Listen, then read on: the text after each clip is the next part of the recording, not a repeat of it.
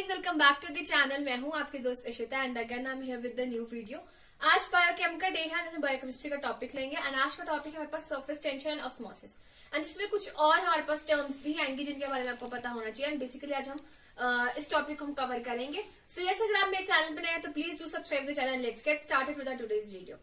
तो बेसिकली आज हम जो टर्म्स देखेंगे वो है osmosis, surface tension, viscosity, diffusion, absorption. ये कुछ 5 टर्म्स हैं जो हमें पता होनी चाहिए और इनके कुछ एप्लीकेशंस देखिए। बहुत बेसिक सा टॉपिक है, छोटा ही टॉपिक है। सो यस, सबसे पहले हम बात करेंगे ऑस्मोसिस की। आपको पता है व्हाट इज ऑस्मोसिस? तो osmosis is the movement of the solute from the region of low concentration to the region of high concentration through semi permeable membrane. ठीक है, तो ये कुछ ऐसी डेफिनेशन है जो हमने +1 +2 काफी टाइम से पढ़ी है, तो ये हमको पता होती है। एंड बेसिकली जो ऑस्मोसिस है, अब बेसिकली हमारे पास सोल्यूशंस 3 तरह के होता है: isotonic solution, hypotonic solution and hypotonic solution.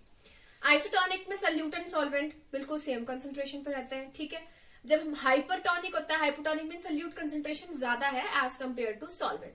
And अगर बात करें हाइपोटोनिक की तो कंसंट्रेशन लेस है। ठीक है, तो ये वही चीजें हैं पुरानी। इसके नोट्स मेरे पास हैं, मैं आपको प्रोवाइड कर दूंगी, आप उनसे जरूर गो थ्रू करना एंड आपको समझ में आ जाएगा सब कुछ। ठीक है, और अगर बात करें इसमें हम एप्लीकेशंस की, तो ऑस्मोसिस हमें कहाँ कहाँ हेल्प करता है? सबसे पहला एप्लीकेशन तो यही है, फ्लूइड एंड ब्लड बैलेंस। ठीक है, फ्लूइड और ब्लड को बैलेंस करने में हमें हेल्प करता है, उनके वॉल्यूम को मेंटेन करने में हेल्प करता है। Second, excretion. देखो, ऑस्मोसिस का एक्सक्रीशन में बहुत ज्यादा रोल रहता है। ठीक है, जब ऑस्मोसिस होता है इलेक्ट्रोलाइट्स का, है ना, उस टाइम पे पता चलता है कि हाँ, यूरिन में कौन से न्यूट्रिएंट्स जो है, यूरिन में कौन से पार्टिकल्स एक्सक्रीट होंगे, फीसिस में क्या एक्सक्रीट होगा, तो सब कुछ ऑस्मोसिस पे ही डिपेंड करता है।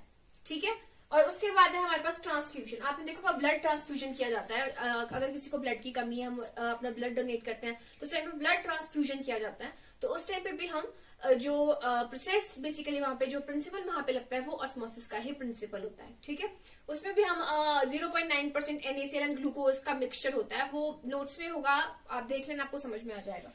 उसके बाद है हमारे पास सरफेस टेंशन।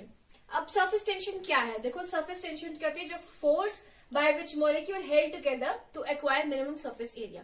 तो मॉलिक्यूल की ऐसी फोर्स जिसकी वजह से वो जो बिल्कुल मिनिमम सरफेस एरिया अचीव कर सके, ठीक है, एक्वायर कर सके, उसको हम बोलते हैं surface tension.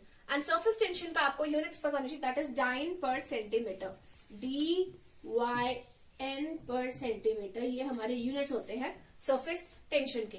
And again surface tension का भी काफी ज्यादा रोल रहता है हमारे पास। जो सरफेस टेंशन है, सबसे पहले किस चीज में हमें सरफेस टेंशन हेल्प करता है? सबसे पहले देखिए, digestion and absorption of fats. जो फैट्स का जो डाइजेशन है, उनका एब्जॉर्प्शन है, that is with the help of surface tension. ठीक है, और इसमें आपके पास एक टेस्ट भी आता है जो आपने यूरिन एनालिसिस अभी हम आगे अपनी वीडियोस में करेंगे, क्या पता आपको क्लासेस में करा दिया, तो आपने देखोगे हे सल्फर टेस्ट हम करते हैं। जब हम उसके ऊपर सल्फर पाउडर डालते हैं, स्प्रिंकल करते हैं, पिंच ऑफ सल्फर पाउडर, तो अगर वो सेटल डाउन कर जाता है यूरिन में, इट मीन्स कि वो हमारा जो है सल्फर के लिए पॉजिटिव है। अगर वो फ्लोट करता है, इट मीन्स कि वो नेगेटिव है। तो वो भी एक सरफेस टेंशन का ही फिनोमेना हमारे पास रहता है यूरिन में। ठीक है, तो उसके बेसिस पे ही हम क्या करते हैं, यूरिन में सल्फर को डिटेक्ट करते हैं। उसके बाद लंग्स में बेसिकली लंग्स में भी हमारे पास सरफेस टेंशन का रोल रहता है, तभी तो exchange of oxygen in CO2 हो पाता है, ऑक्सीजन एब्जॉर्ब हो जाती है, एल्वियोला में जाता है, लंग्स में आप रेस्पायर बेसिकली कर पाते हैं, that is also with the help of surface tension. And next अगर हम बात करें, अगला है हमारे पास विस्कोसिटी है। ठीक है, एंड विस्कोसिटी कहते हैं इंटरनल रेजिस्टेंस जो ऑफर की जाती है। ठीक है, internal resistance offer to the liquid. Basically liquids में हमारे पास विस्कोसिटी देखने को मिलती है, तो विस्कोसिटी का भी हमारे पास काफी ज्यादा रोल रहता है। एंड विस्कोसिटी का जो हमारे पास यूनिट होता है वो होता है डाइन पर सेंटीमीटर स्क्वायर। देखो, डाइन पर सेंटीमीटर क्या था? Surface tension. अब बस अगर यहाँ पे हमने स्क्वायर लगा दिया तो ये हो जाएगा डाइन पर centimetre square, and that is for viscosity. ठीक है, एंड विस्कोसिटी का भी हमारे पास काफी ज्यादा रोल रहता है। देखो, ब्लड सर्कुलेशन में विस्कोसिटी ही हेल्प करती है। अगर हमारे ब्लड की विस्कोसिटी बिल्कुल स्टैंडर्ड रेफरेंस वैल्यू में है तो आपका ब्लड फ्लो ठीक रहेगा। अगर विस्कोसिटी ज्यादा हो जाए या कम हो जाए तो वही है कि कुछ ना कुछ कॉम्प्लिकेशन हमें देखने को मिल सकती है। ब्लड सर्कुलेशन में इसका रोल रहता है। एंड सेकंड, इसके बाद हमारे पास मसल्स। आपके मसल्स की जो मूवमेंट होती है, that is also with help of viscosity. अगर आपके मसल्स में जो फ्लूइड है, अगर उसमें हमारे पास विस्कोसिटी नहीं होगी तो हम अपनी मूवमेंट्स कैसे का कैरी आउट करेंगे with the help of muscles, ठीक है। एंड जो जॉइंट्स होते हैं, जॉइंट्स आपको पता है कि हेलोरोनिक एसिड प्रेजेंट होता है, ठीक है। साइनोवियल जॉइंट्स में हेलोरोनिक एसिड होता है जिसकी वजह से लुब्रिकेशन मिलता है, एंड लुब्रिकेशन की वजह से हम अपनी जॉइंट्स को मूव कर पाते हैं, प्रॉपर मूवमेंट कैरी आउट करते हैं, ठीक है। तो वहां पे भी विस्कोसिटी का रोल रहता है। अगर विस्कोसिटी नहीं होगी तो आप मूवमेंट्स कैसे करोगे, बेसिकली वही बात है कि मूवमेंट को लेके है, ठीक है। एंड जो हमारी आईज में जो इन विट्रस ह्यूमर होता है उसकी वजह से हमारे आई में थोड़ा विस्कस थोड़ा रहती है, वरना आईज तो ड्राई हो जाएंगी ना, तो यस उसका रोल जो हमारे पास आईज में भी रहता है। तो ये था कुछ विस्कोसिटी का, ठीक है। अब हम डिफ्यूजन पे आएंगे। तो डिफ्यूजन और ऑस्मोसिस में यही फर्क होता है, osmosis low to high concentration होता है through semi permeable membrane, and diffusion होता है हाई टू लो, ठीक है। तो movement of the fluid from the region of high concentration to the low concentration through semi permeable membrane हो गया diffusion. And diffusion का भी हमारे पास रोल रहता है, CO2 डिफ्यूजन का, अगर एक्सचेंज ऑफ CO2 करना है तो डिफ्यूजन चाहिए, वेस्ट मटेरियल का एक्सक्रीशन करना है, मूवमेंट करना है तो भी आपको डिफ्यूजन ही हेल्प आउट करता है। एंड आपने देखा होगा कि जो प्रोकैरियोट्स होते हैं बेसिकली वहां पे न्यूट्रिशन क्या होता है, उनका सोर्स क्या होता है, थ्रू डिफ्यूजन, ठीक है। थ्रू डिफ्यूजन ही वो रेस्पायर करते हैं, खाना भी खाते हैं, मतलब एयर वो करते हैं, ठीक है। तो दैट इज डिफ्यूजन।